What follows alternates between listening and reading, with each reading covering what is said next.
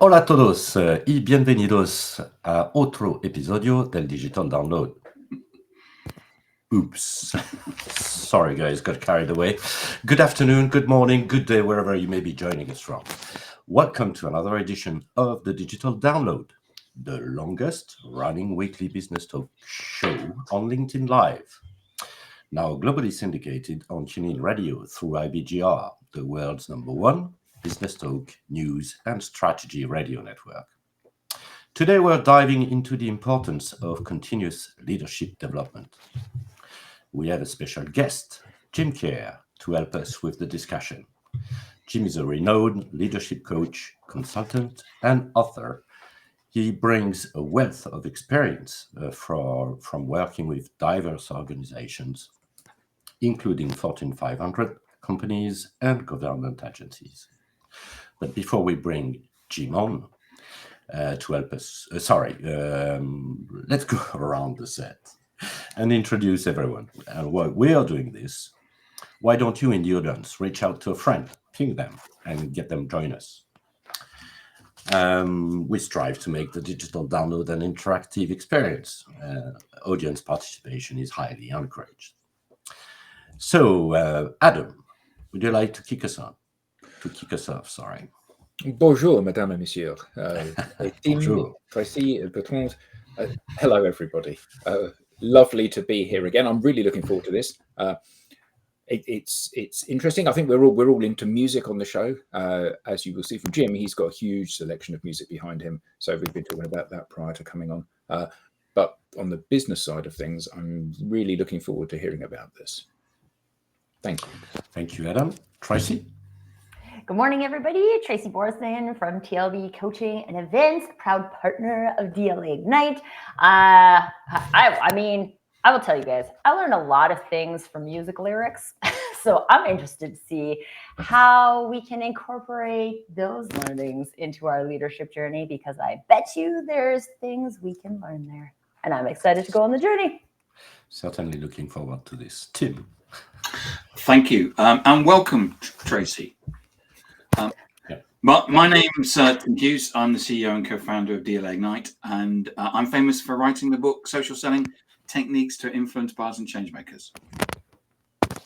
Thank you, Tim. And myself, Bertrand Godillot. I am the founder and managing partner of Odysseus & Co., a very proud DLA Ignite partner, and I'm trying to keep us up organized on that call. Mm-hmm. As I said, this week on the Digital Download, we speak with Jim Kerr. Drawing from his extensive experience and the insights gained from creating the indispensable leadership community, Jim will provide actionable advice on strategies for leaders at all levels looking to invest into their growth and development. Let's bring him on. Okay. Welcome, Jim. Welcome, Jim. Cheers, everybody. Thank you. We're looking forward to this. Jim, let's start by having you tell us a little bit more about you, your background, and what led you where you are today. Sure. Yeah, I started out as a consultant, started my own practice back in, I'm going to have to mumble this, but 1992. I've been doing it for a long time. I do a lot of transformation kinds of work with larger firms, helping them redefine the way work gets done. I also do a lot of leadership coaching, and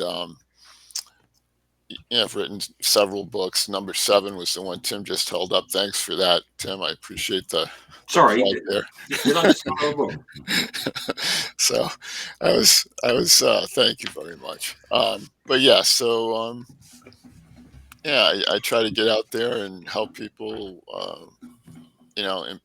improve the way that they lead, how they inspire, engage people, and so on. So really looking forward to having a conversation with you all. Okay, thanks for that, Jim. So let's start with a foundational question. Why is continuous learning crucial for leaders in today's dynamic environment?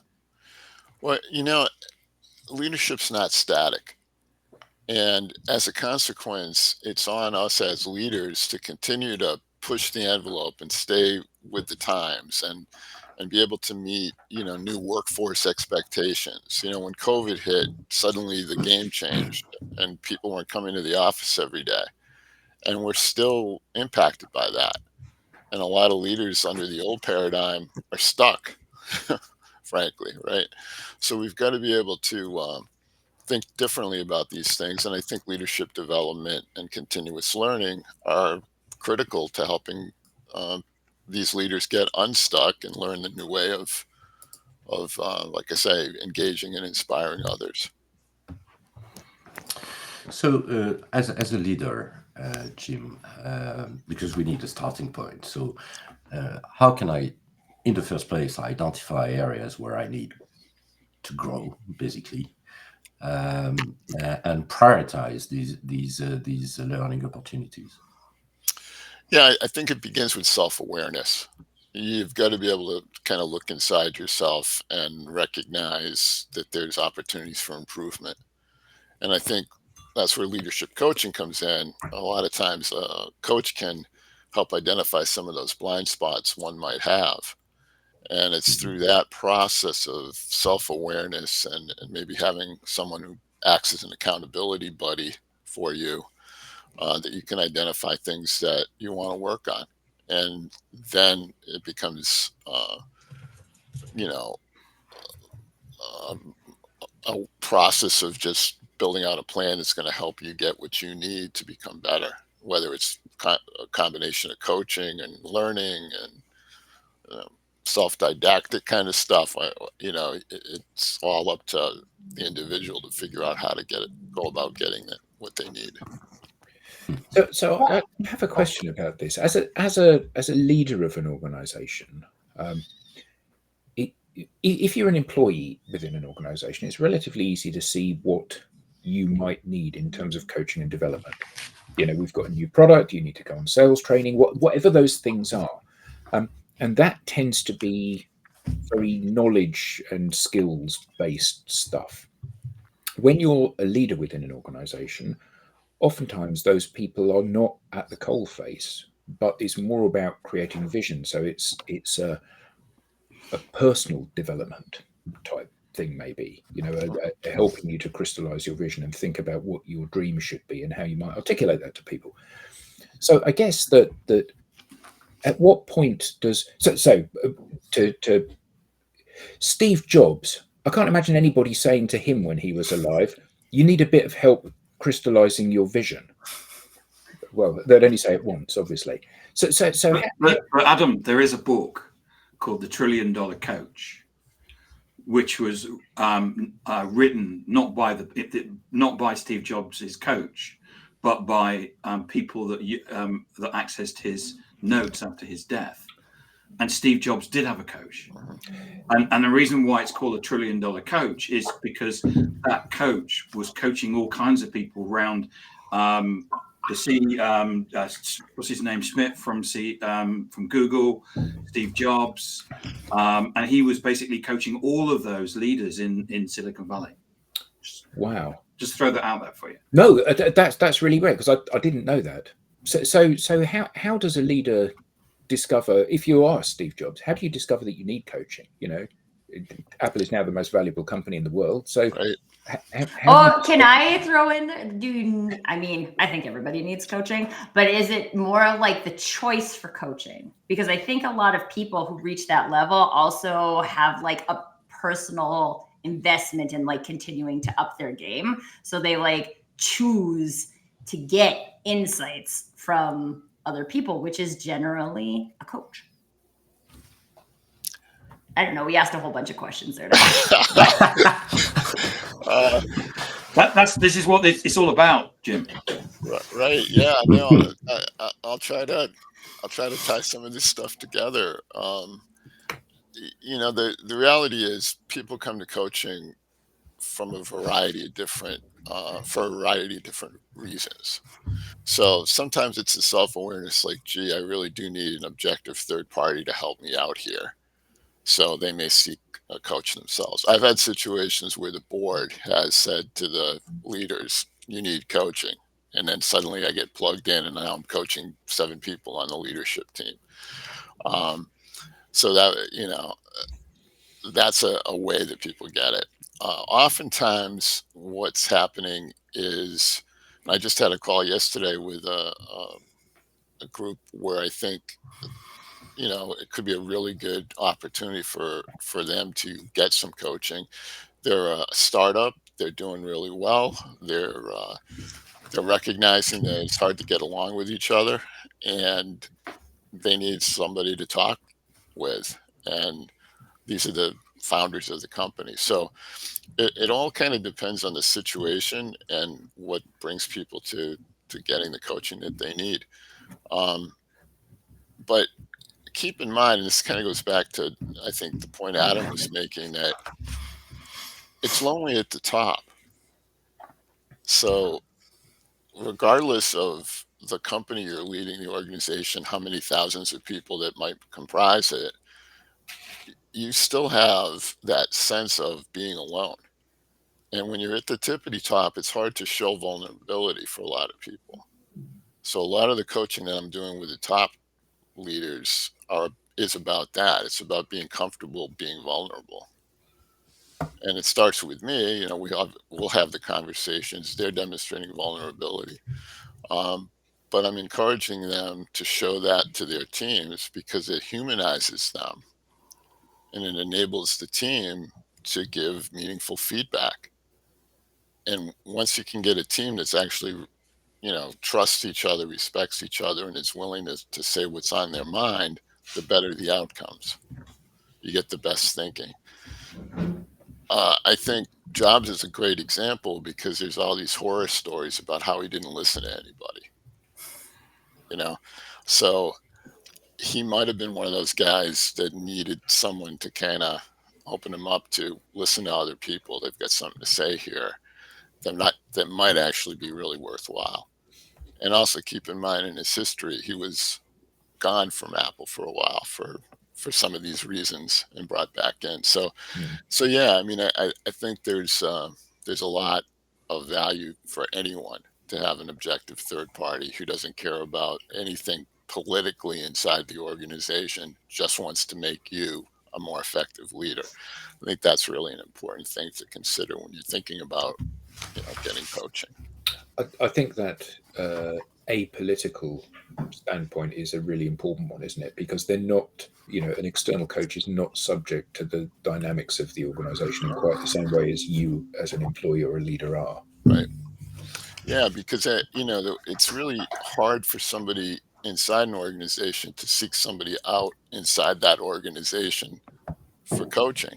And I see a lot of companies make that mistake. They have, a leadership development group, and they have coaches on staff, and they believe that they can coach up their, leaders that way. But the problem is those coaches are on staff. Those coaches have a political stake in the way things get done.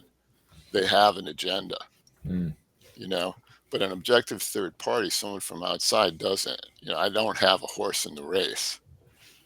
I'm just trying to help the person I'm working with to become more effective. And I don't really care who wins the argument in the arm wrestling contest inside the org. You know what I mean? I'm just helping the person I'm working with think about it from different points of view so that they can become more effective in those conversations. You said, Jim, that leaders are on their own, and I agree with that, of course. But then the question is there a play where actually putting together different leaders as a community can kind of help them open up, because they are, in other words, sharing with their peers, with their peers. Is this a way of getting the conversation started, let's say? I think so. Yeah, I love the question and the observation. The reality is, I think it behooves us as leaders to create a community of leaders around us. So a lot of what I do through my coaching work is I'm basically bringing a coaching program in-house, and I'll have 10 or 12 people in the program that the leadership team is identified as folks that are either high potentials who need to be built up to be on the succession plan, or even themselves as a leadership team. So yeah, I think there's definitely strength in numbers, and building a community around a leadership team is really critical because they're making the decisions day to day about what's going on in that organization. So the more we can build trust and understanding and respect, the stronger that team's going to be. We have a reaction from the audience, and Chris is just underlying what you were saying about having an internal coach is probably not the best way forward. Mm-hmm. I think anytime you have an external third party, it gives you the opportunity for just like that reset, right?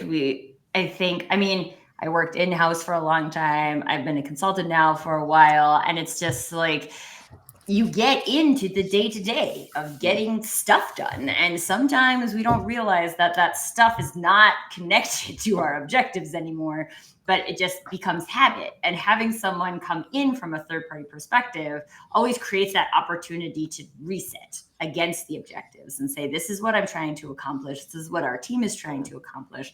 How can we do that together? And Jim, that led to a question that I had about, I think sometimes in this like digital landscape that we live in, it can sound like there's like one journey that is the journey that all teams should go on, or that all leaders should go on. And you mentioned self-awareness earlier in the episode. And so I'd love to hear a little bit more about how to create kind of that like customized journey for yourself as a leader, but also in how you create that ecosystem of leaders building their own journey together. Sure.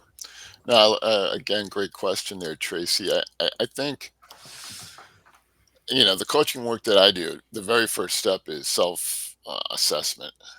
So now we've got a baseline for where this person's starting from.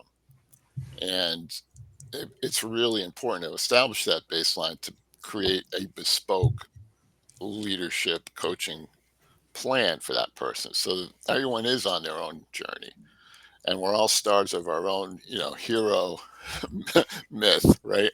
So it's important for a coach to recognize the starting point and then discuss what are the things you're ready to do to make changes, because I, as a coach, I can't change you. Only you can change you. I can help you. I can identify some things to work on. I can point you in directions that may make sense and expand your thinking about a particular challenge that you want to overcome. But at the end of the day, you've got to do the work. And if you're not willing to do it, then let's choose another thing to work on. Right.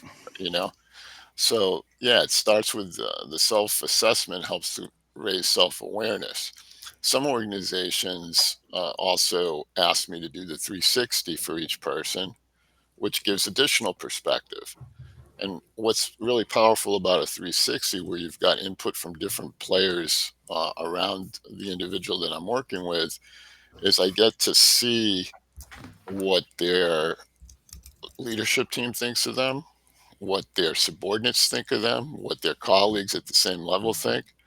And what's remarkable there is incredible blind spots get exposed through this process, because now I've got a self-assessment that says I need these things, and then I'm listening to the input from their colleagues, and wow, what you think you're doing and what they think you're doing are two different things. And that's where we can actually start to really pinpoint, maybe we need to work on something here, because you think you're coming across this way, but your subordinates think that way. And I had a classic example. I was working with a woman high up in the organization, C-level staff member, and she basically kissed up and kicked down. So the CEO loved her because she kissed up to him. But when I started to talk with the people that work for her, they couldn't stand her. She was a micromanager. She was dismissive, disrespectful, always pointing the finger and all that kind of stuff. So we got into it a little bit and I started to talk with her about, why do you think you strike out at the people you actually should be counting on? And she said, well, I get frustrated. I'm impatient. And she had longer hair. So I said, do you have those elastics that you put in your hair? Yeah, of course. I go, you have one, you kind of keep it around your wrist. She said, yeah. I said, you know what? Let's practice this. Every time you get frustrated because someone, from your team knocks on the door and is looking for something from you, and you start to feel yourself getting infuriated, snap it. And that's a reminder that leadership's about them. It's not about you. So when someone knocks on the door, they need something from you. You're there to help them as a leader, right? So she did. She started to practice it. And literally within a few weeks and again, we meet every week. The kind of coaching I do is a weekly commitment. But through that reinforcement and through her practice of snapping the elastic, she was able to remind herself that it's not about getting frustrated and angry because this person doesn't know what they're doing. It's about her providing that individual what they need to be effective.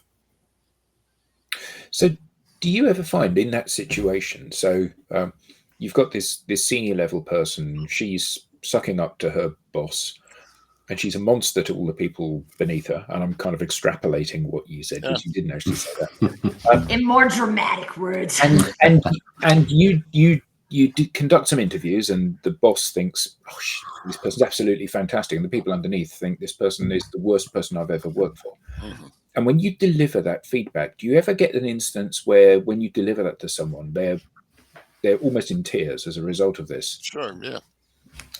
Yeah, there's an emotional reaction because, like I said earlier, and I was half joking, but it really is true. We're all sort of the stars of our own show, and we think we're great,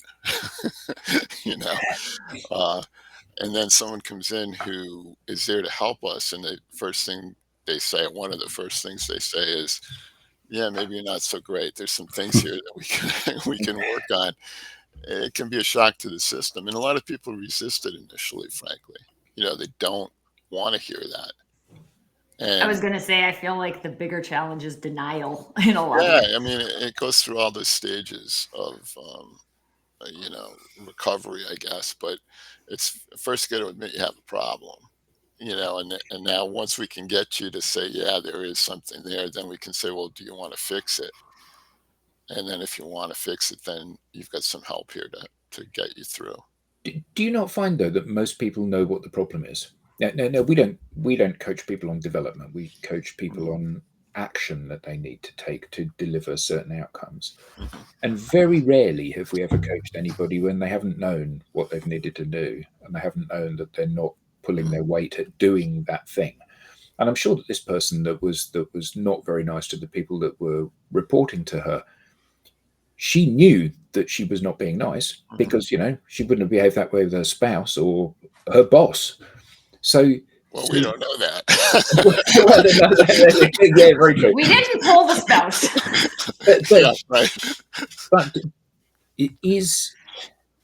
But are people often in a case of denial there? So they do know what the problem is, but they're afraid of confronting that. I think so, Adam. I think, sure, deep down inside you might know, but you also have excuses. And that's how you live with yourself. So you basically make up some reasons why you operate the way you operate to justify it, right? Unless you're, really have mental illness or something. But I mean, most of us really want to, feel like we're good people and doing good things and being nice to others and all that stuff, right? So yeah, I suppose deep down inside, but if you've spent decades telling yourself a story and now all of a sudden you're in a leadership coaching situation and you're getting feedback from the coach that indicates that maybe some of those stories you're telling yourself aren't really true, it's it can kind of rattle you. And you asked about, is there an emotional reaction? Yeah, a lot of times there is. Mm. I did a 360 when I was in corporate, and there was stuff on that feedback on that I didn't know. Yeah.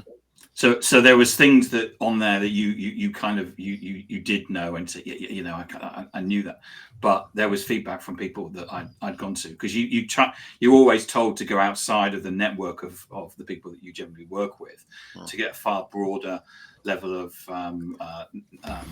feedback. Perspective, yeah. And I remember getting stuff that. Well, and I think just before we go to the question, there's like this concept called Johari's blind window, which is that like there's things you know about yourself that you can see. There's things about you that other people can see, but you can't see. There's things about other people that you can see that they can't see. And then there's just like a whole bunch of unknown things that is subconscious and unconscious and all of these things.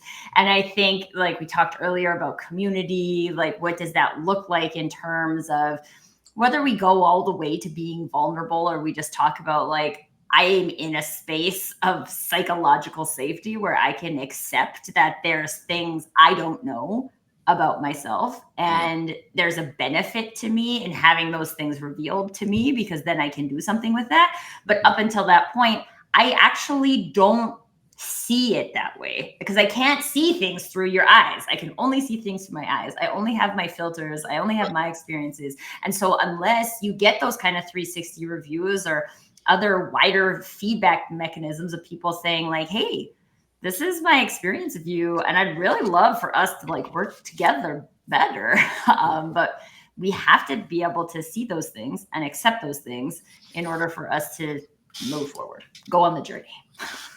Yeah, no, absolutely. And the Johari window thing is an excellent way to sort of document those varied perspectives. And what it really does is it helps to identify blind spots. So it's things that everyone else can see but you. And those tend to be the things that, in fact, I wrote an article about that for a UK magazine probably 10 years ago about the Johari window. Management-issues.com if you ever want to check it out. But yeah, the reality is that's the fodder for coaching and development, is those blind spots. And the cool thing is you get to choose which ones you want to work on, because like I said before, the coach really can't change you, only you can change you. We've got a question from the audience and from Sebastian. Thanks for raising the question. I'll try to hopefully I get that correctly. So why do we tend to focus on outcomes rather than the thought process or the specific behaviors that drive these outcomes? Basically, I suspect is the question. Any thoughts on ideas, that? feedback on that? Yeah, I think it's both. I do believe that you want to focus on outcomes, because at the end of the day, especially in a business setting, that's what we're ultimately judged by. But you also have to look at, how did I get there? How did I get to the behavior? And that's where you start to look at different, models and ways of behaving that are impacting you, both positively and negatively. Because there's things that we do that are defense mechanisms that one could argue, that's really bad. That's bad behavior. But it's not really bad behavior if it's protecting you and keeping you, sane, right? So there's a balance between just judging behavior, without recognizing some of the impact, and in the form of the question here, some of the outcomes that behavior actually delivers. So you have to look at both things. You have to look at, what are we getting? What are we trying to achieve? And how am I behaving in ways to help me achieve that? and And organizationally how we achieve it, and I guess probably the next, if we keep on that on that path, is basically the question of culture. Yeah. So it's basically, how do you drive into an organization a culture of, you could say, continuous improvement, but when it comes to the way you drive the organization, the way you drive your management team, and ultimately, I suspect your individual contributors as well. So how does that? How do you actually, create that culture? Yeah. Well, first of all, Bertrand, I love the question. And let's start with some definitions. So culture, in my mind, and I do a lot of work in culture transformation. So it's a question I get asked all the time. Like, what's this like thing called culture? What do we? All it is at the end of the day is the way people behave. So it's a group of Hmm. people. If we want to talk about, ancient Inca culture, it's how the Incas behaved. You, it's the stuff they did, the tools they used, what they ate, Yeah. how they interacted with each other, and so on. So when we look at a corporation and we talk about the culture, we're talking about the way the people inside that company behave. And oh, by the way, there's microcultures because maybe the finance department behaves a little differently than the marketing department, I think right? that's a fair bet. That, Yeah, that is yeah, clear. That's exactly. clear. So, yeah, so I've never been in an organization where the marketing department and the finance department culture is the same. yeah. I mean, so it's, again, as someone that's coming in as a third party to try to help and affect change, I've got to recognize the fact that there is that dynamic. There's microcultures inside the broader culture. And we've got to baseline it. Where are we starting from? We've got to create a vision, back to a point that Adam raised earlier in the conversation. And we have to sort of do a gap analysis. What's the difference between where we are today, our baseline, and where we want to be, our vision? And how do we define the work that's necessary to move us from where we are to where we want to go? And that's the culture transformation. It's all those projects and programs that you identify to help you move from your starting point to your target. That's absolutely critical. And you've got to fund and support and execute those initiatives. So that's how we drive change.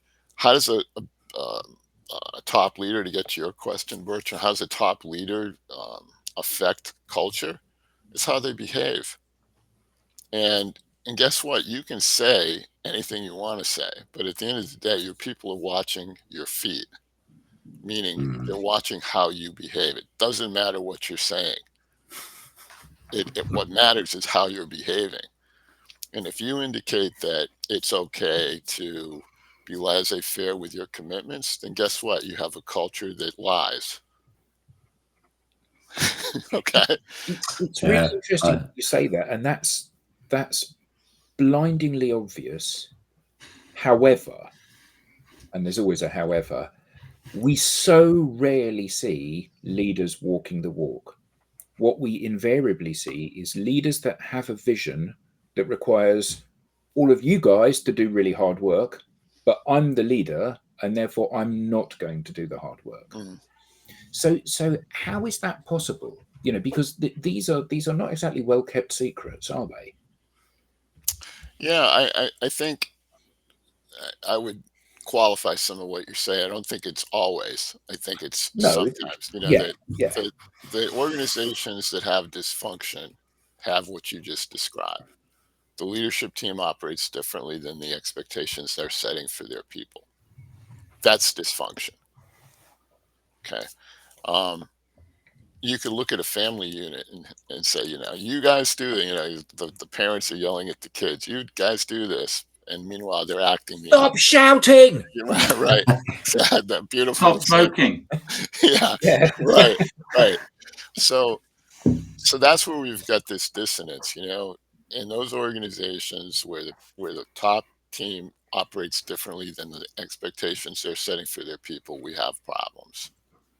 And as a consultant to those organizations, I'm trying to identify that, help the leadership team recognize it, and then devise some strategies and some initiatives that can be done to to make that happen. And in a lot of instances, it won't happen because leadership team's not ready to change. Well, I mean, Tim and I worked at an organization where expenses were cost sensitive within the organization up to a certain level.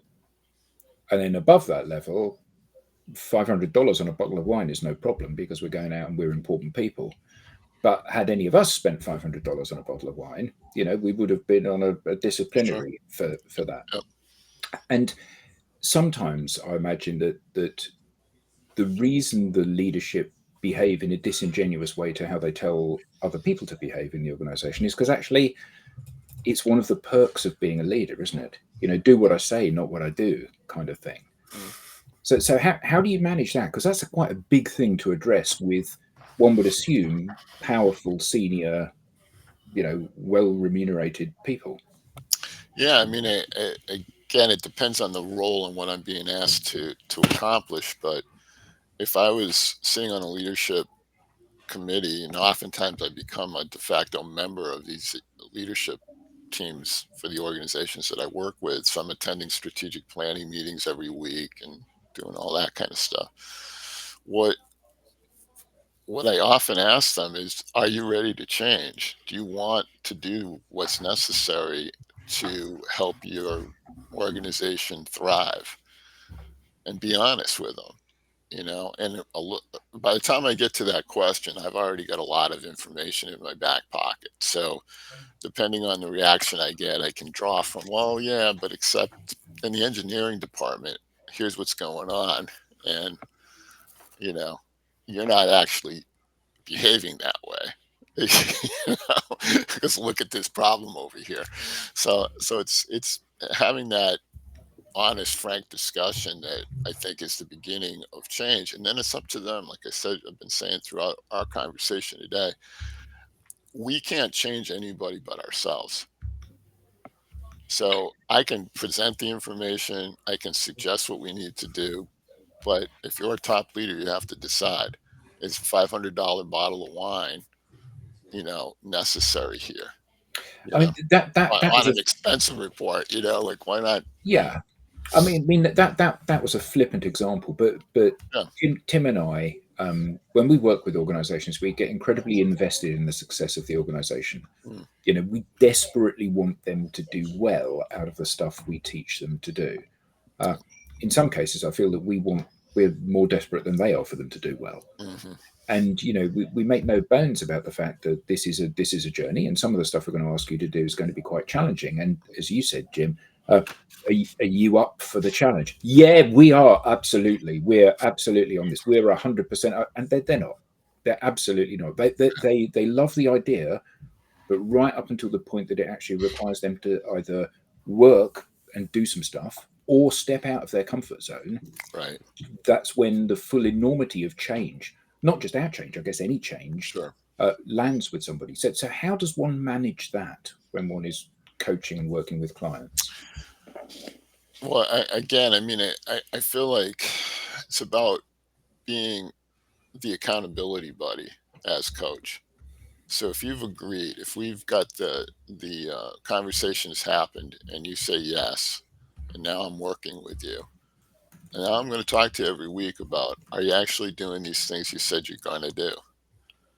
But I've had a really difficult week this week. I've had loads It's of quarter end, Jim. Yeah, but next week I'm definitely doing it next week. So that happens to me about 1 or 2 coaching sessions, then I suggest we shouldn't be working together. I basically fire clients that aren't committed to making change, because it's a waste of their time and resources and mine.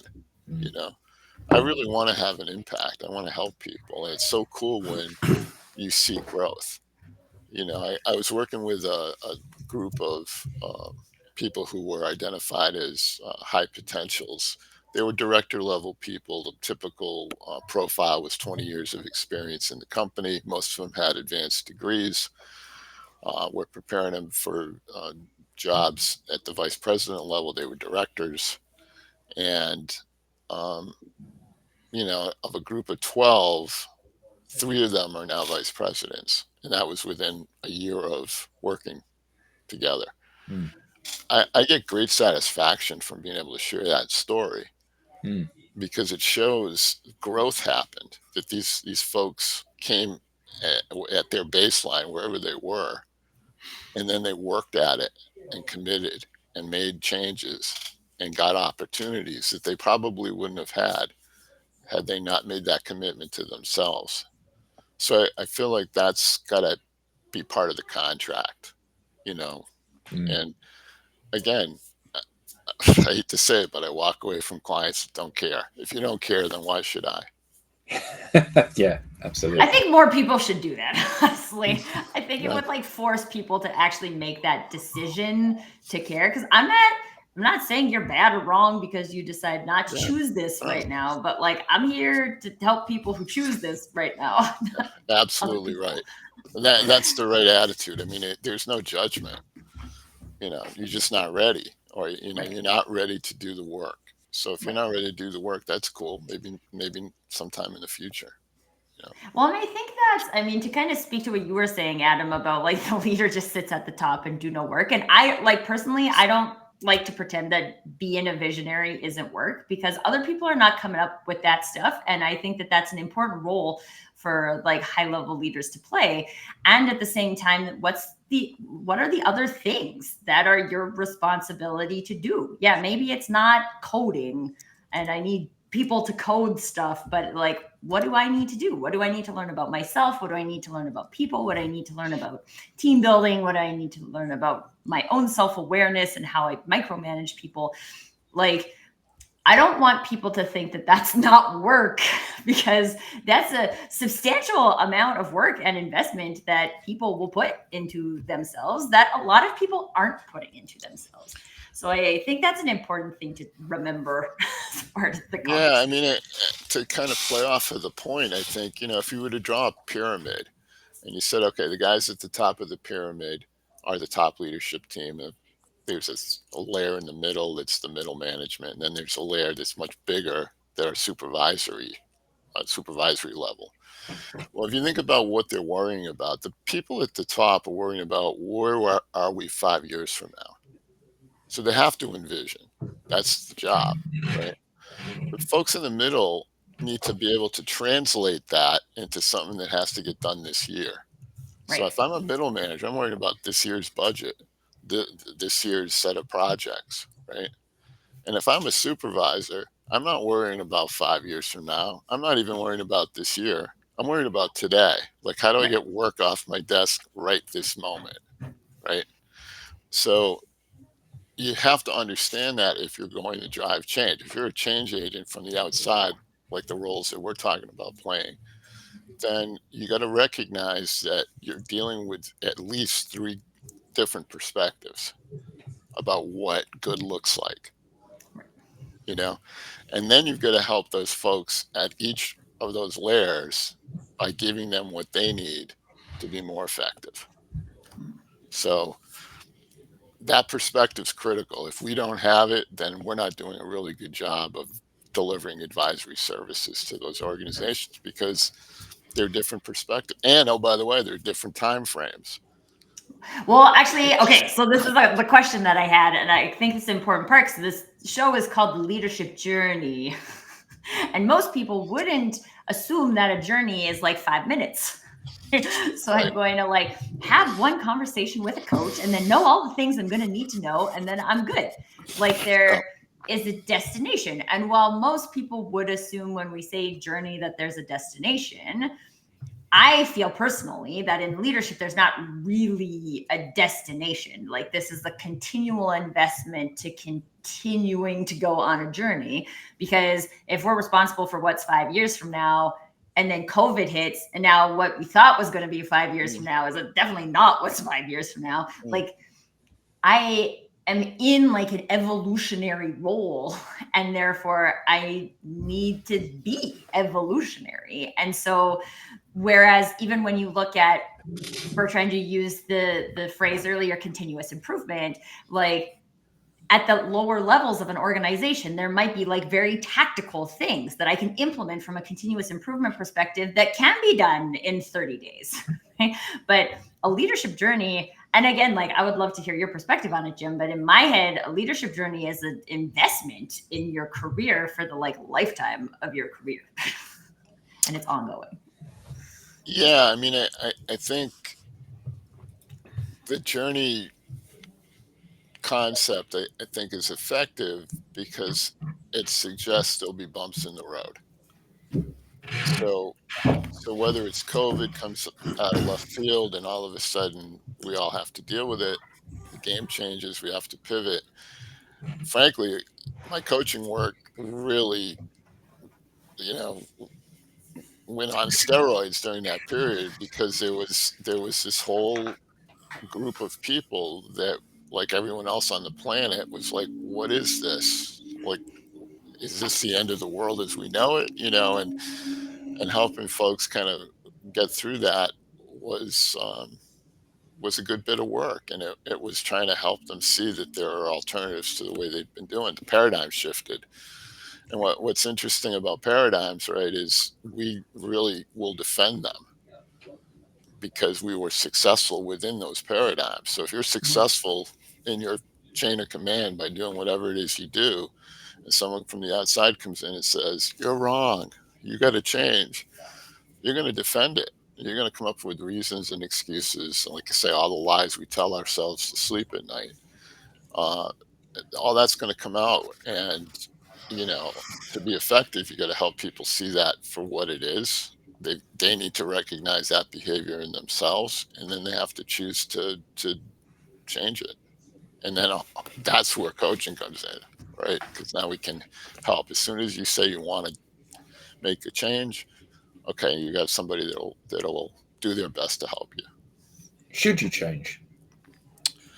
Yeah, I mean, there's some things that you're doing that's excellent and should continue, and if anything, just get better at it. And then there's other things that you're doing that maybe could be done in a different way, and you'd be more effective. And at the end of it all, to tell you the truth, are you happy? Like really. I mean, really, truly, the at the end of a coaching program where I've coached, a person and we've met 25 times over the course of 6 months, right? I'm kind of asking them a question as part of the so long at the end. Are you happier? You know, Like that. I like yeah, that. because they have to be. If they aren't, then either I didn't do a good job or they didn't do a good job. You know, Jim, can I butt in and change the conversation? sure. I've seen a lot about this on LinkedIn. I wanted to get your perspective of it. Celebrating success. What's your view on it? I think you should celebrate success by acknowledging it. Like, look at the effort we put in and look at the payoff. Because if you commemorate it in some fashion, it's like, Pavlov's dog. You're basically providing a reward. It's beyond just spoils of the business being successful, but it's the idea that we're commemorating that we've all come together. We all had the same target. We all worked to get it, and let's recognize that. But there's the however that Adam liked to use earlier. However, you've got to get off of that and onto the next thing. So it's, yeah, let's take a moment, celebrate our success, and now here's what we're going to do next. And is it? I mean, and I don't know whether it's a generational thing or what. Is it that in effect that we should be having micro celebrating of successes, or should we be doing it annually, or what constitutes us having a celebration? Yeah, I think it can be just a small gesture that sort of let's take a moment and look at what we did. The thing is, I feel like we all are motivated by success. So we've got to take a moment to be able to recognize, like, yeah, we've been successful here. We achieved some goal, and note it, and then identify where we're going from here. That kind of thing. Because organizations are living organisms. Why? Because they're comprised of people who are living, right? Living and breathing. So we've got to continue to evolve and take the moments to celebrate, sort of, take a moment to smell the roses, and then let's move on. Let's keep going. Where's the next rose bush? That kind of thing. Mm. Rob Longley, I see in the messages there, says that celebrations need to feel natural, not filling a square, and I couldn't agree more. It's got to be just kind of part of the culture, where you're actually able to make those pauses to celebrate, to recognize progress. That's just part of what we do. That's how we operate. That's how we behave in this culture. Jim, there are a few comments and questions in the chat that I'd like to echo and kind of regroup. We've all had a personal assistant dealing with our diaries and our different meetings, etc. Do you think that there is any chance? I have to raise that question. That any form of intelligence, artificial intelligence in particular, especially, could at any I point would in take any time, intelligence to tell you this. could at any point in time, act as a coach? I don't think so. I do think that you can go to these chats. Some coaches are actually selling this now. You can subscribe, and I'm there's sure. an AI chatbot. And We've had one on here, Jim. okay, all right. in the comments. Yeah, and I think that it can do it can answer a question for sure. If the language model's rich enough, it might even be able to put out some pretty good ideas. But past that, there's this whole thing about how does a chatbot keep me accountable? How does a chatbot suggest things that didn't work? And how does a chatbot create a mirror so I can see myself in a different light? It can't do those things. So I can ask a chatbot a question, give me 3 ways to engage my team, and it'll spit out 3 ideas. And I can say, I really like idea number 2. Give me 3 ideas about how to do idea number 2, and it can give me that. But when I actually start to practice whatever those sentences are that the AI thing spit out, I need somebody who actually can see it and recognize the behavior and see how people reacted to that new thing that I was doing and give me feedback. And a chatbot can't do that. And I think that a coach is going to challenge. You talked earlier on about absolutely. If I decide, well, I'm not going to do that, and you can turn around and say, yeah, but what about what's going on in engineering? And because you've got those things in the back pocket, you know how to challenge. Right. But I think it could be not to say, oh, AI is bad. It's not. I think it's great, and it can complement what we're doing. So I see it as a tool, but it's not a replacement. Thank you, Jim. Really, thanks. It's been really great. Where can we learn more? How can we get in touch with you? Yeah, so I've got a couple of different places to look. One's, and I've created a whole cottage industry around the word indispensable. So if it's indispensable, it's indispensable. Thank you, Tim. But that's the book. Tim holds up Jim's book. Right. That's the most recent book. It just came out in August. It's got 101 leadership tips. Check it out. But you can also find the coaching side is indispensable-coaching.com. And the consulting side is indispensable fill in the blank, guys, consulting.com. So look at both of those for ideas about how I might be able to help you. Thank you, Jim. We now have a newsletter. Don't miss an episode. Get the show highlights, behind the show insights, and reminders of upcoming episodes. You can scan the QR code on screen or visit us at thedigitaldownload.live/newsletter. On behalf of the panelists, to our guest, Jim, thank you all and see you next time. Thank you very much. Thank Thank you, you. guys. Thank you. Bye. It's Bye, everybody. a lot of fun. Thanks. Bye.